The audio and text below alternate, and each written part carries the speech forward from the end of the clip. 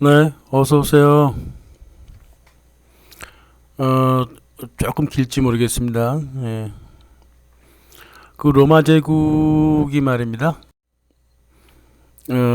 지중해를 중간에 놓고 모든 교역과 그 이동을 동부에서 벌였어요. 서부 쪽으로 가봤자 대서양밖에 더 있어요. 그때 뭐 미국이라는 것도 알려지지도 않았었고. 따라서 그 로마 황제가 제국의 동부를 중심으로 통치하는 건 당연했습니다. 경제적이고 지정학적인 이유가 있기 때문에 로마 제국의 그 정치 주체는 동부에 있었지 서부에 있지 않았습니다. 물론 로마 제국의 시발점이 이제 서부 로마였기 때문에 뭐 수도로 삼긴 삼았지만은 모든 그 경제, 정치, 군사 활동은 요 동부 쪽에서 주로 했죠. 그리고 이제 갈리아 이상으로 넘어가지 않았잖아요. 그 프랑스 이상으로 다뉴브강이란다. 라인강 이상으로 뭐 조금은 넘어갔는데 크게 넘어가지는 않았어요. 대신 이제 동부 쪽에 지중해 중심으로 활동을 많이 했죠. 제국의 힘이 이제 점점 빠지니까요. 로마 제국 황제 디오클레티아누스가 285년에 그 자기 부하 마르크스 헤라클레스에게 이제 서부를 맡겨요. 그 자기 부하한테 서부를 맡길 정도로 서부의 의미가 그렇게 크지 않았단 말입니다. 그래서 황제가 두 명이었는데 뭐 그런 적이 좀 있어요. 그래도 기독교의 본산도 실은 그 동부 콘스탄티노플이죠. 예, 콘스탄틴 1세가 그 밀라노 칙령을 통해 갖고 이제 동서 로마 제국의 기독교화를 이루잖아요. 그게 바로 비잔티온에서 벌어진 일이에요. 그러니까 동부에서 벌어졌다고. 콘스탄티노플에서. 그리고 이제 330년에는 아예 이제 그 비잔티움 그거를 이제 콘스탄티노플로 이름을 바꿔버리죠. 바꿔서 수도로 삼습니다. 그리고서는 이제 그걸 이제 뉴 로마라고 불렀어요. 그러니까 콘스탄틴 대제가 왜그 중심축을 아예 그냥 공식적으로도 동부 쪽으로 가져갔을까? 왜냐하면 이 서쪽이 말이에요. 야만족들이 너무 많이 들어왔어요. 그 뭐 게르만, 노르만, 뭐 반달, 뭐 고트족 무슨 뭐 셀 수 없이 많은 그 게르만 각종 부족들이 다 바이킹까지 들어오잖아. 바이킹까지. 그래서 완전 그냥 로마 제국의 그 서부 쪽이 굉장히 힘들었고 무너진 데도 많았고 강탈당한 데도 많았기 때문에 일단 동쪽으로 수도를 옮겨 놓은 겁니다. 그래서 이제 동쪽이 왜 이렇게 중요하냐면 310년 그 마르크스 헤라클레스, 다시 말하면 이제 제국 서쪽의 황제였던 사람이 그 자기 아들하고 우연찮게 그 프랑스에서 역성혁명을 일으킵니다. 프랑스에서 서유럽에서 역성혁명을 일으키는데 그 서유럽인들이 볼 때는 저 자식 봐라, 저거는 저 진짜 황제도 아닌데 이러면서 등을 돌려버리고 진짜 황제인 그 동쪽의 콘스탄티노플의 콘스탄틴 황제한테 충성을 다합니다. 그럼 어떻게? 혁명 자기 혼자 하나? 자기 스스로 목매달아 죽습니다. 그래서. 그러니까 이 서쪽 로마의 서쪽이 말이에요. 체제가 약해지니까 황제에 대한 반란도 자꾸 일어났어요. 그래서 이걸 자꾸 제압하러 간 게 바로 동쪽의 황제였고요. 예, 동쪽의 그 로마 제국 군인들이었어요. 그 로마 제국 서부가 이미 그 망해가고 있어. 로마 제국 서부가 어디야? 유럽이잖아. 유럽은 망해가고 있었어요. 402년에는 말이에요. 수도격인 그 밀라노도 함락됐어. 그러니까 너무 위험하니까 콘스탄티노플 황제가 그 행정 수도를 그 라벤나로 옮깁니다. 로마로부터 라벤나는 이제 비잔틴 제국, 자기 제국의 그 휘하에 있으니까 글로 옮겨가지고 수도를 옮기고 476년에는 말이에요. 아예 로마 제국의 휘장하고 국기 이걸 다 콘스탄티노플로 가져와 버려요. 그러니까 이제 역사가들은 476년을 소로마 제국의 몰락이라 그러잖아요. 뭘 몰락이야. 그냥 땅 뺏긴 거예요. 서부 쪽을 게르만들한테. 야만족들한테 그냥 이리저리 다 뺏겨갖고 그냥 이쪽 동쪽만 그냥 통치하자 뭐 이래갖고 로마 제국이 이제 동부 쪽으로 이제 몰려온 거죠. 이민을 가버린 거죠. 예. 그래서 서로마 제국은 이제 끝났어요. 끝나고 야만족들이 앞으로 한 수백 년 동안 자기들 나라를 세우기 시작하는데 그럼 쉽나? 그냥 깡패짓이나 하고 돌아다니던 야만족들이 뭐 나라를 어떻게 세워요? 그러니까 수백 년 걸린다고 나라 세우는 게. 그 나라라고 하는 게 뭐냐면은 이제 프랑스 뭐 독일 뭐 이런 거예요. 그래도 우리 이름 신성 로마 제국이라고 붙여다오. 그래고 뭐 신성 로마 제국이라고 뭐 붙이기도 하고, 뭐 아무튼간에 그런 식으로 이제 야만적 천지가 되어갔던 것이고, 안타깝게도 로마 제국에는 그 기독교 교구가 5개가 있었는데, 그 서쪽에 로마 교구가 하나 있단 말이야. 안타깝잖아. 그래서 로마 교구도 그 비잔틴 쪽으로 가지고 와요. 라벤나로 갖고 와서 로마 쪽으로 가지 말고 라벤나에서 포교 활동을 해라. 그래서 로마 주교청이 라벤나로 이사를 갑니다. 그래서 537년에 라벤나로 모두 그 로마 주교청이 옮겨요. 이 모든 게 다 비잔틴 제국이 만들어준 일이죠. 그 당시 그 기독교는 말이에요. 이제 그 콘스탄티노플, 안티오크, 예루살렘, 알렉산드리아, 로마 이렇게 있었는데요. 거기서 이제 제일 힘이 컸던 것이 이제 콘스탄티노플이죠, 당연히. 하지만 정신적인 그 힘은 알렉산드리아가 제일 컸어요. 그리고 안티오크하고 예루살렘은 주로 이제 유대 전통을 갖고 있었고, 콘스탄티노플, 알렉산드리아, 로마 이 세 교구는 그리스 로마 전통을 갖고 있었는데 서로마가 망해버렸잖아. 그러니까 로마 주교청만 그냥 딸랑 서버린 거야. 안타깝잖아요, 그죠? 이 권력은 모두 동등했습니다. 동등하고 콘스탄티노플 교회는 주로 이제 성 요한을 숭배했고요. 그 알렉산드리아는 이제 성 마가를 숭배했고요. 로마 교구는 그 베드로를 숭배했죠. 바울하고. 근데 이상하게 말이야. 로마가 자꾸 그 야만족의 침입을 받다 보니까 야만족과 자꾸 어울리고 막 이러는 바람에 교리도 이상해지고 말이에요. 좀 이상해져. 그리고 좀 깡패처럼 행동을 주로 해요. 다른 교구에서는 그 교구장을 파트리아크라고 불렀거든. 근데 로마에서는 이제 라틴어를 쓰다 보니까, 딴 데는 이제 주로 그리스어를 썼는데 로마 교구만 이제 라틴어를 쓰다 보니까 발음상 파트리아크가 좀 어려우니까 그 파프 이랬다고. 그걸 갖다가 한국 사람은 또 교황이라고 번역을 했어요. 교황. 무슨 교황이에요? 주교지, 주교. 뭐 총대주교 뭐 이 정도 번역하면 되는 거지, 무슨 교황이야, 교황은. 아무튼 그렇게 해서 자기를 자꾸 이제 팝 이렇게 부르다 보니까 그냥 그게 이제 번역이 교황으로 돼버려. 팝이라고 하는 건 이제 아버지라는 소리잖아, 파더라는 소리잖아요. 그렇게 좀 홀로 좀 튀었어요. 근데 이제 로마 제국이 사라진 그 476년 이래 그 서로마 제국, 그러니까 서부 쪽에는 야만족들이 서로 싸우고 으르렁거리고 막 멱살 잡고 이런 거밖에 없어. 그러니까 광야의 짐승들 사이에서 혼자 십자가를 쥐고 막 이렇게 고군분투하던 게 이제 로마 교구였단 말이에요. 참 기독교회가 봤을 때 고맙죠. 게다가 이제 알렉산드리아, 안티오크, 예루살렘, 콘스탄티노플까지 함께 움직일 때 혼자 움직였다고. 자기는 서쪽에 처져 있다 보니까 정보도 오지 않고 괜히 성질만 나고, 그리고 게르만족들이랑 자꾸 이렇게 교류를 하다 보니까는 로마 교회가 좀 이상해져. 그래서 오로지 그 로마 주교의 고집만이 남아서 홀로 하여간간에 그 포교하고 고군분투를 하고 있었는데, 뭐 하지만 그 로마 서부가 멸망한 다음부터는 이제 뭐 로마의 경제, 정치, 종교, 문화 모든 뿌리가 다 콘스탄티노플로 넘어갔고, 로마 주교청 같은 경우는 이제 서유럽을 버려버리고 비잔틴으로 와도 됐는데 이제 그렇게 안 했죠. 그렇게 안 했어요. 그럼 자기 욕심도 따로 있었고, 그리고 서기 6세기 가까이 500년대가 되면 말이에요, 이미 교회가요, 로마 교회가 좀 게르만화가 되고 있었단 말이야.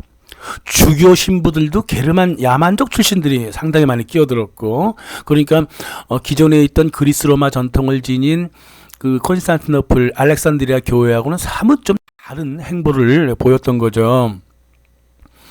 그래서 이 비잔틴 제국의 보호하에 있는 그 라벤나에서 밥 먹고 살던 그 로마 주교 그레고리 1세는 말이야, 고트족하고 손을 잡고 로마 기독교가 세계 본부라고 선언을 한다고.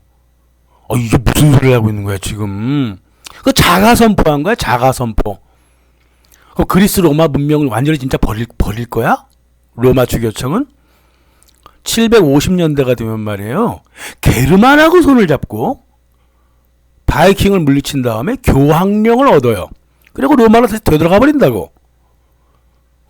옛날 로마 되찾았으니까 고맙긴 고마워. 이 프랭크족한테 고맙다고 이 피핀 3세가 그 로마를 되찾아갖고 그 주교한 로마 주교한테 당신 옛날에 있던 곳으로 돌아가라 그래갖고 돌아갔거든요. 그래서 교황령이 돼버린 거야. 그러니까 이때부터 750년대부터 이제 진짜 로마 주교청이 이제 제대로 이제 활동을 하기 시작하는 거죠. 옛날에는 집도 절도 없었단 말이에요. 그래서 비잔틴 전세를 들고 살던 로마 주교청이 이제 독립을 서서히 시작한 거예요. 예, 그러니까 독립이 아니지 뭐 땅을 그러니까 전세 살다가 이제 집을 산 거지. 근데 이 교황청이라고 하는 거, 자기 주교청을 만들어준 자기의 뿌리, 그리스 로마 전통을 가진 비잔틴 교회를 버리고 로마 제국을 파괴한 게르만 프랭크하고 노르만한테 붙었어. 로마 교황청이. 그러니까 야만족이랑 같이 산 지가 이제 400년이 지나가니까 로마 주교청 사람들이 그리스 로마 문명으로부터 완전히 떨어져 갖고 게르만화 돼갔다. 게르만화가 돼버렸다고. 그러니까 당시 로마 교황청이라고 하는 거는 그리스 로마하고 관계가 없이 게르만 그 주교청이었어요. 쉽게 얘기하면. 그리고 이미 그 비잔틴 제국이 말이야 700년 800년대에 플라톤 뭐 아리스토텔레스 뭐 투키디데스 헤로도투스 뭐 유리피데스 유클리드 모두 그 로마 주교청이 전해줬는데 그리스어로 쓰였다고 자기 이해 못한다고 안 한 거야. 읽질 않았어. 권력만 찾았어요. 그러니까 그럴 수밖에 없었겠죠. 그죠? 그 허허벌판 야만적 들끓는 데서 혼자 살아남으려니 얼마나 힘들었겠냐고. 그러다 보니까 400년, 500년이 지나가니까 권력만 찾게 돼, 자꾸. 지적 호기심도 없고. 스페인에서 넘어온 책들은 또 아랍어로 적혀 있다고 또 자기 라틴어밖에 모른다고 안 읽었어. 그러니까 공부도 안 하고 권력만 추구했어. 야만족들이랑 야합하면서. 나 혼자 살게 냅둬 그러면 땡깡을 부렸단 말이에요. 이 로마 주교청이. 그러면서 혼자 세상을 다 가진 것처럼 막무가내 허세를 부립니다. 이 막무가내 정신 상태가 말이야. 이게 과거 로마 제국이나 그 로마 제국 동부 비잔틴 문화에서도 이 없던 짓을 자꾸 해요. 내가 최고다. 물론 그 콘스탄틴 대제가 이제 300년대 초반에 그 기독교를 지정할 때 그 기독교의 그 보편설을 주장을 했거든요. 다시 말하면 기독교가 전부다 막 이러면서. 근데 그 기독교가 전부라는 거지 교황이 전부다, 주교가 전부다 이런 말은 안 했거든. 근데 로마 주교청은 자기가 전부라고 자꾸 얘기를 했단 말이에요. 응? 이 습관이 말이야 언제까지 가냐 하면요, 루터의 종교개혁까지 가요. 이 습관이, 이 독재 습관이. 종교개혁 지난 다음에 이제 로마 가톨릭도 굉장히 많이 반성을 많이 해서 지금은 좀 달라진 모습을 보이지만 옛날에는 안 그랬단 말이에요. 그래서 1054년 결국 이제 게르만의 혈통과 문화에 기반한 로마 주교청이 콘스탄티노플 그 총대주교청한테 이제 딴지를 걸면서 나머지 또 주교청들하고도 이제 결별을 선언하고 홀로 떨어져 나가버립니다. 그러니까 그리스 로마 문명으로부터 고개를 돌리고 게르만과 함께하기 시작한 거예요. 그러니까 그리스 로마의 정통은 바로 콘스탄티노플 동부 쪽에 가져가게 된 거죠, 당연히. 물론 이제 서부 쪽에서도 이제 카롤린과 왕조 같이 그 로마 문명을 이어보려고 되게 노력을 많이 했어요. 그러니까 게르만 사람들도 그렇게 바보는 아니라서 나라를 운영하는데 어떤 종교라든가 뭐 정치 사상이라든가 뭐 경제 이론이라든가 법이라든가 이런 게 아무래도 자기네 이제 뭐 살리카라는 이제 법도 있고 프랭크족한테 그런 법이 있잖아요. 게르만족이 그런 것도 있지만 아무래도 모자라니까 로마법도 좀 들여올라 그러고 이제 노력을 많이 했지만 결국은 능력도 부족하고 그래갖고 또 문화적으로 어울리지가 않아. 그리스 로마가 자기들이 이 게르만 사람들이. 그러니까 로마 교황청, 로마 그 주교청도 게르만화 됐는데 뭐 다른 사람들은 뭐 게르만화 안 됐겠어요. 그래서 이 로마 주교청 자체가 말이에요. 사람들은 그걸 이제 로마 교황청이라고 부르지만 로마 주교청 자체가 그리스 로마 문명과 어울리지 못하는 문명을 갖고 있었다고. 카롤린과 왕조의 그 노력을 보세요. 아무리 자기네가 로마와 가까이 하려고 해도 잘 안 되잖아. 왜냐하면 자기네 그 혈통 전통이 그렇지 않기 때문에 그래요. 응? 그래 놓고 나중에 이제 르네상스가 지나니까 그제서야 자기네 뿌리가 그리스 로마 문명이라고 개뻥을 치고, 역사가 그때부터 다 왜곡된 거예요. 원래 그 서유럽 문명은요 게르만 야만적 문명이지 그리스 로마 문명하고는 1500년대까지 거의 관계가 없었어요.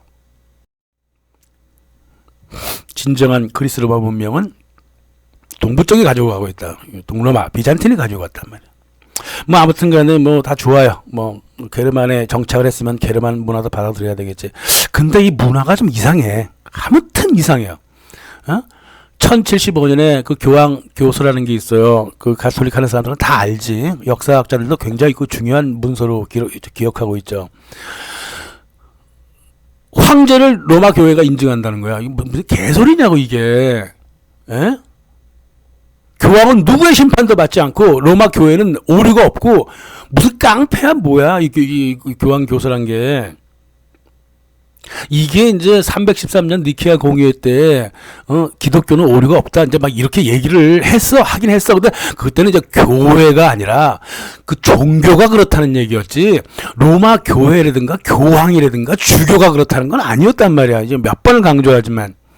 그러면서 로마 주교청이 유일한 기독교 제국이라고 선언을 해버린다고. 이게 무슨 막무가내냐고요. 그러니까 이게 기독교의 전체에 대한 일종의 자가 구테타잖아. 자가 구테타.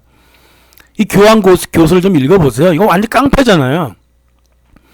사람들은 이제 역사가들은 말이야 교황 교서가 황제권에 대한 교황권의 우위를 드러낸 뭐 역사적인 사건이라 물론 좀 그렇게 볼 수도 있지만 그러니까 문제가 그렇게 단순하진 않아요. 이게 동서교의 오랜 이 로마 그 주교청의 오랜 그 행동을 살펴보면 이 교황 교서라고 하는 것은 황제권을 이용해서 콘스탄티노플 본류 그리스 로마 기독교에 대항해서 완전히 독립하려고 하는 일종의 정치적인 제스처지.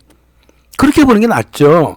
그러니까 황제권도 인수하고 비잔틴으로부터 완전히 독립하고 도랑치고 가재 잡고. 그게 이제 교황 교서 로마 그 주교청의 일종의 꼼수라고 볼 수도 있고요. 아니면 폭력적인 행사라고 볼 수도 있죠. 아무튼 폭력적이야. 읽어보세요. 얼마나 폭력적입니까? 26개 항목이 전체가 다 폭력적이야. 아니나 다를까 1077년에 그 그레고리 7세가 말이에요. 괜히 까불고 카노사에서 그 신성 로마 제국 황제 하일리 4세를 뭐 파문을 하네 뭐네 이래갖고 저기 용서를 받았잖아요. 그러니까 그 다음에 하일리 4세가 로마로 쳐들어가갖고 그레고리 7세를 감옥에 가둬버린다고. 그래서 감옥에 가둬있을 때 그레고리 7세가 도움을 요청한 사람이 누구냐? 같은 기독교 왕국인 비잔틴 황제한테 도움을 요청한 게 아니라 비잔틴 황제랑 같이 싸우고 있었던 바이킹 기스카르한테 도움을 청합니다. 이게 무슨 짓이냐고. 그 당시 로마 주교청 당시 그 사람들의 정신 상태를 알겠죠. 이 사람들은 말이야 야만족이 자기 편이고 바이킹이라든가 노르만이 바이킹이죠. 뭐 게르만, 프랭크, 반달족, 고트족이 자기 편이지. 그리스 로마의 문명을 이어받은 비잔틴은 자기 편이 아니라고 본 거야. 종교도 같으면서도 불구하고. 그러니까 도움을 그렇게 청하잖아요. 그래서 비잔틴하고 전쟁 중이던 그 기스카르가 말이야 자기 아들을 거기다 냅두고 로마로 들어와요. 근데 그 끌고 온 군대가 누군지 알아? 이슬람교도 군대예요. 이슬람교도 군대를 끌고 와서 자칭 교황이라고 하는 로마의 그레고리 7세를 풀어준다고. 그리고 나서 로마를 완전히 도륙하고 살륙하고 약탈해버리잖아요. 그럼 바이킹이 어디 갑니까?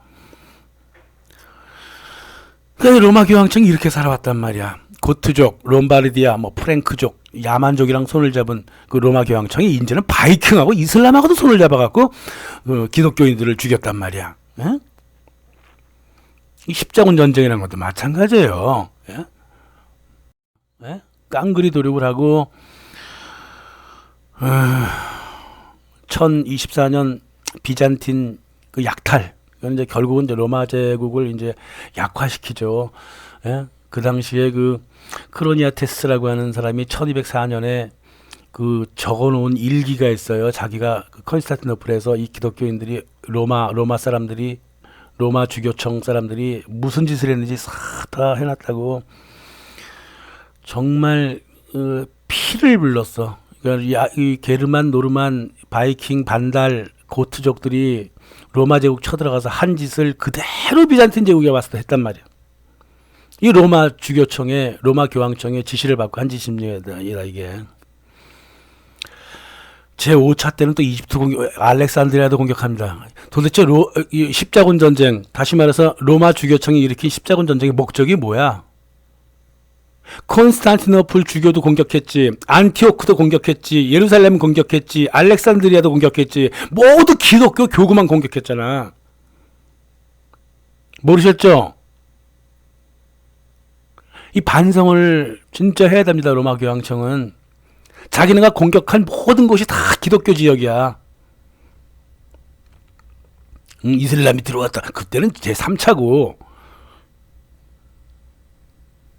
애들까지 끌고 갔잖아. 애들까지 7살 8살 된 애들 십자가 들려가고 끌고 가고 거기 저기 중간에 가면서 다 팔아먹었지. 게르만 족속들이 원래 그래요. 가족을 소중히 여기지 않습니다. 게르만 전통이. 그런 짓을 했다고요.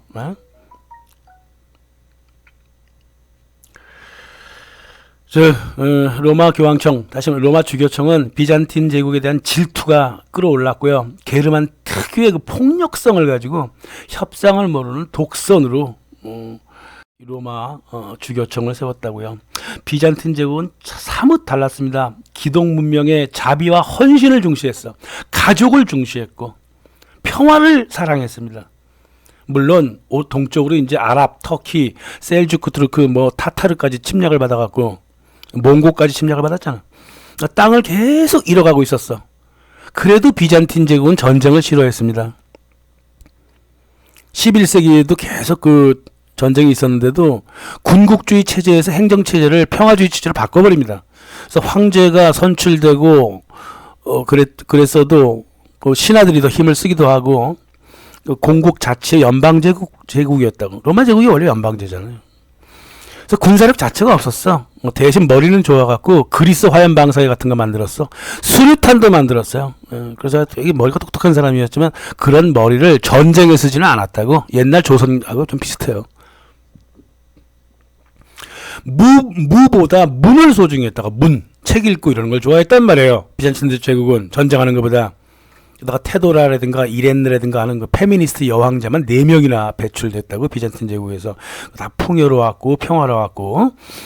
그 십자군 전쟁 원정 가면서 그 비잔틴을 들렀던 그 오도드드이라고 하는 이제 프랑스 루이 7세 군종이 있어요. 그 신부가 뭐라 그랬냐면 비잔틴을 보면서 야, 참 정말 풍요롭게 잘 살긴 하는데 저렇게 살다가는 거 침략받아갖고 망하겠는데 그랬거든요.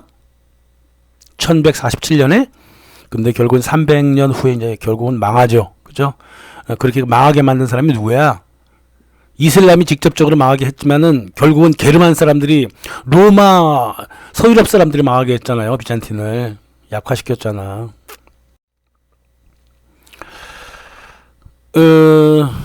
하여간 1000년부터 1400년대까지 한 400년 동안 비잔틴이 이제 십자군 전쟁도 하고 이러면서 비잔틴이 그 로마 쪽에다가 책도 많이 갖다 주고 지적 교류를 많이 하려고 그랬어. 근데 서유럽 사람들, 게르만 사람들은 지적 문제에 관심이 없어요. 칼 쓰고 창 쓰고 말 타는 건 좋아해도 책 읽는 건 무지 싫어했다고. 아, 그리스어 못 한다고? 아랍어 못 한다고? 그 라틴어는 잘했니? 라틴어도 잘 못했거든. 그래놓고 무슨 공부를 그리스어에서 못 읽어요. 그래. 그 수많은 플라톤, 소크라테스, 피타고라스, 투키디데스, 유클리드 책을 다 전해줬어도 안 읽었어. 책을. 이 사람들이 책을 읽기 시작한 게 언제냐면 피렌체 공의회 때야. 1430년. 1430년에 와서야 비잔틴에서 전해준 소크라테스, 플라톤 책을 읽기 시작했다고. 그래, 그로부터 르네상스가 벌어지는 거예요. 서유럽에. 이상하게도 말이야, 비잔틴 사람들이 말이야, 무슨 위협을 느꼈는지 1431년에 그 피렌체 공의회가 벌어지니까 책을 엄청나게 싣고 와. 수레로 아주 싣고 옵니다. 수레로 싣고 와. 그 성물 같은 것도 많이 싣고 와. 지네 망할 줄 알았나? 20년 후에? 자기네 망하기 20년 전부터 이 서유럽 쪽으로 책을 많이 싣고 와요. 이 무식한 로마 서유럽 사람들한테. 그러니까 로마 교황청도 책을 많이 받았어. 그러면서 서서히 읽어보기 시작한 거예요. 책을. 그리고 번역도 시작하고요. 이전에 그 아랍어로 된 것도 이제 번역된 것도 있는데 그것도 안 읽었다고. 아무튼간에 서유럽의 르네상스를 일으켜준 그 주체가 바로 비잔틴 제국입니다. 이 비잔틴 제국은 그렇게 서유럽의 문명을 전해주고 몰락을 해버렸죠. 그 로마 주교청은 이제 비잔틴 교구가 사라져 버리니까요, 명실상부 한국말 그대로 교황청이 돼버렸죠. 예. 그리고 나서 서유럽하고 로마 주교청은, 교황청은 말이에요, 비잔틴 제국과 모든 인연을 끌어내는 것을 역사 기술의 원칙으로 삼습니다. 우리가 진짜지 비잔틴은 가짜다. 이때부터 거짓말 시작한 거예요. 역사 왜곡을 시작한 거예요. 지금까지도 서유럽 역사학자들은 비잔틴으로부터 물려받은 모든 영향력을 축소하는 데 바빴고 말이야, 비잔틴 제국을 비난하고 욕하고 말이야, 자신들보다 훨씬 더 일찍 그리스 로마 전통을 간직했던 비잔틴을 끌어내리고 유럽이 그리스 로마 전통을 이었다면서 개뻥을 치면서 역사 왜곡을 지금까지 해오고 있는 거예요. 에? 지네가 그리스 로마 문명을 언제부터 접촉을 했어? 1500년대부터 접촉했잖아요. 그러나 400년대부터 1000년 이전부터 접촉했던 비잔틴을 그렇게 끌어내린다고 끌어내려지나? 네, 끌어내려지죠. 서유럽에서는 끌어내려지겠지만 그 외 지역에서는 진실을 알고 있어요. 비잔틴 제국이 그리스 로마 문명의 원뿔이라는 걸 알고 있다고요. 그리고 진정한 그리스 로마 문명은 그럼 어디로 사라졌을까? 멸망 이후로 기독교 종교사 전통은 러시아로 넘어가 버립니다. 러시아 키예프로 넘어가요. 러시아는 비잔틴 제국의 아들이고 비잔틴으로부터 정치, 경제, 문화를 모두 이어받습니다. 서기 1000년 키예프 러시아 공국의 블라디미르가 로마 제국의 일원으로 자기 입지를 굳히고 정교회 세례를 받으면서 비잔틴 황제 바실리 2세 여동생과 결혼을 합니다. 완전히 이제 비잔틴 문명이 돼버린 거죠.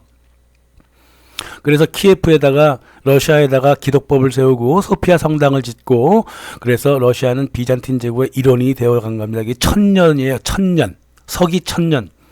예. 그래서 로마 제국의 행정체계를 이어받은 그 비잔틴의 행정제도를 그대로 러시아가 모방해서 그 왕이 상속을, 세습을 서로 싸우지 않게 서로 조율하고 평화롭게 살려고 되게 많이 노력을 했고 말입니다. 예?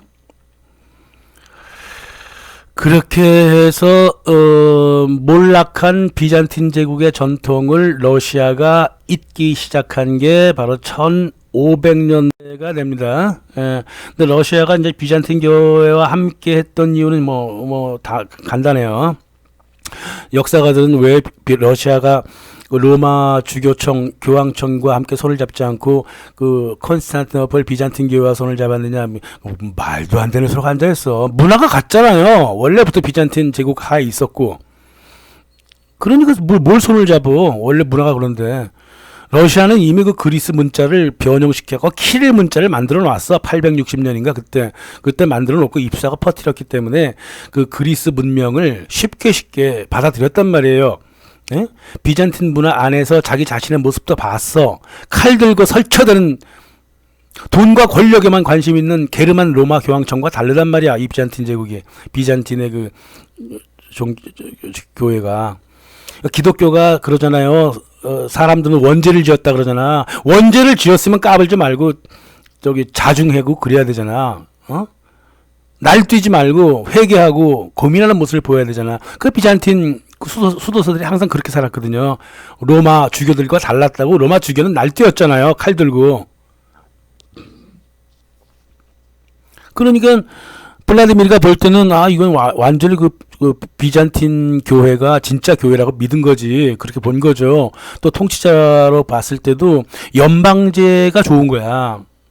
독재보다는. 위에서 내리 누르는 것보다 서로 동등하고 서로 대화하는 연방 국가가 좋은 거예요. 그게 러시아지요. 이게 딱 맞아. 그렇게 또 비잔틴 제도를 들여온 거고, 위계 질서나 따지면서 세나 불려보려고 하는 로마 쪽하고 다르단 말이에요.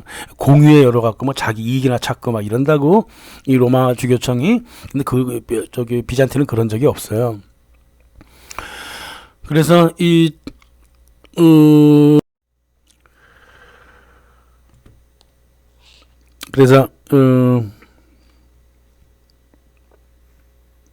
그 승려 필로테우스라고 하는 사람이 그랬죠. 모스크바 대공한테 그 비잔틴 제국 무너진 다음에 이미 서로마 제국 무너지고 동로마 제국 다 무너졌으니까 세 번째 제국을 러시아 모스크바에 세우세요. 그러면서 홀리 러시아를 주창합니다. 소유럽 사람들이 깜짝 놀랐죠. 아니 그 로마 교황청이 최고인데 왜 러시아에서 난리냐 이러면서. 근데 뭐 지네가 뭐 그리스 로마 문명 다 깨트렸잖아. 근데 러시아는 이제 반서방 반동방 지정학적으로 그렇게 돼 있잖아요. 그 로마 제국과 비슷하잖아요. 역사도 그렇고 인종도 그렇고 문화 모두가 로마 제국을 이었기 때문에 동서문명을 그대로 가지고 있잖아. 그러니까 제3 로마 제국을 러시아에 세운다는 아이디어가 뭐 어쨌다는 거야. 욕을 엄청나게 해대요. 에? 그러니까 비잔틴이 멸망하고 나서 러시아가 그리스 로마 전통을 이어가겠다고 하니까 로마 교황청에서 얼마나 화가 났겠어요. 그래서 예수의 사람들을 마구마구 보냅니다. 상당히 많이 보내요. 모스크바를 많이 보내갖고 로마 교황청이랑 같이 하자고 그랬다고. 예? 진짜 세울 줄 알고. 안 세웠어요. 무슨 제3 로마 제국을 어떻게 세워. 근데 말만 듣고 활짝 놀라갖고 예수의 사람들을 많이 보내갖고 로마 교황청이랑 같이 하자고 하니까는 뭐 러시아 사람들이 싫어하지. 아이 괜찮아. 당신들끼리 살아. 우리는 비잔틴 스타일로 그냥 갈게. 이렇게. 그 성공하지 못하고 집에 돌아와서는 이제 일기를 쓰고 책을 남기는 게 죄다 조롱거리야. 조롱하는 거야 매일. 러시아에 갔더니 참 그 종교적으로는 정말 잘하고 헌신하고 하긴 하는데 뭐 민중의 사랑도 다 받고 있고 질투에 막 가득히 막 젖어갖고 그 뭐 승려들이 그 뭐 민중의 사랑을 그렇게 받으니까 구걸도 잘 되겠지. 돈도 잘 벌겠지 뭐 이러면서. 응? 그리고 왜 공부를 안 하니? 뭐 이러면서. 그렇게 막 러시아가 싫은 거야. 응? 그리스 로마 문명을 이어받은 러시아가 싫은 거예요. 자기네들은 게르만 문명이거든.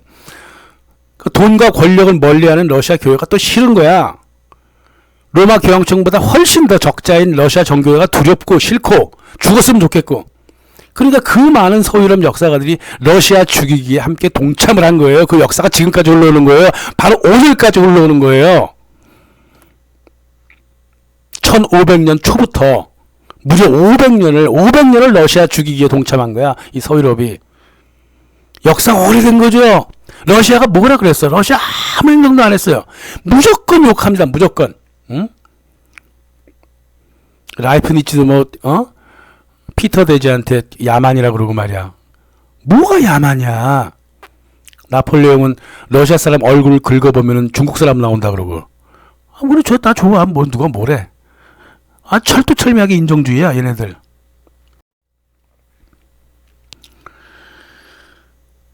이 16세기부터 만들어진 러시아에 대한 부정적인 이미지가 변하지 않고 18세기, 20세기를 거쳐 지금까지 흘러온단 말이에요. 러시아 사람들이 무지하고 문명이고 목매라는 거야. 이런 뭐 개소리도 말도 안 되는 개소리잖아. 그다음 크림 전쟁 있잖아요. 1853년에 벌어진 크림 전쟁. 영국과 프랑스가 누구를 지지했지?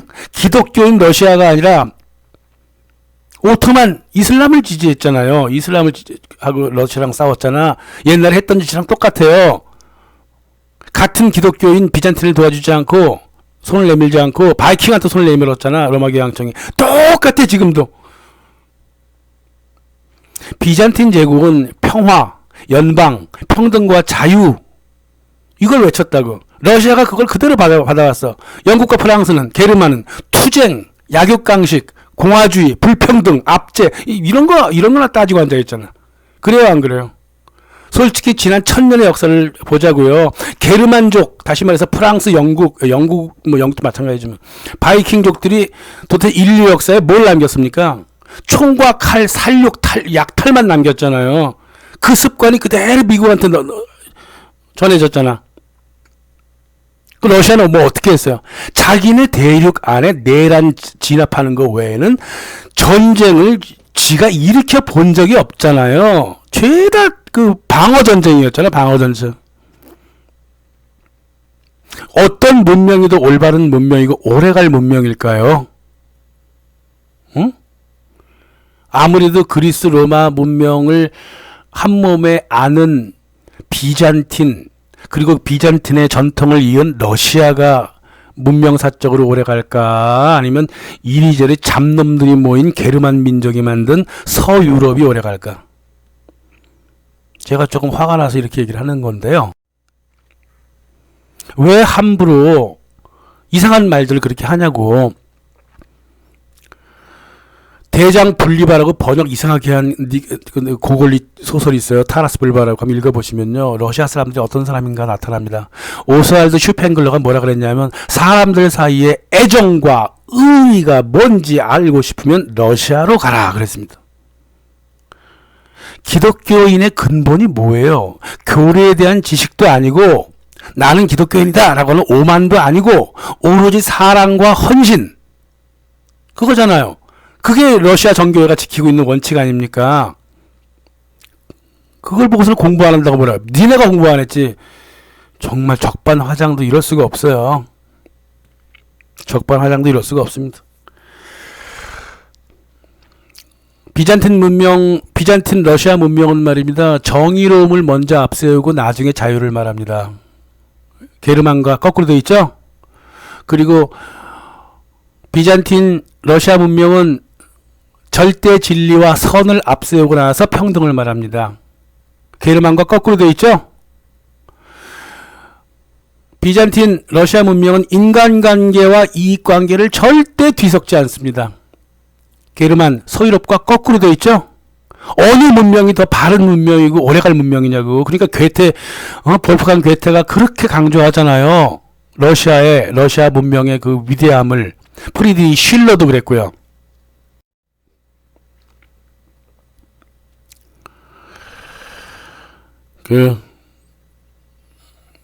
러시아를 이해할 때가 됐습니다. 이제. 예? 정말 우리는 러시아를 너무나 이해하지 못했습니다. 러시아는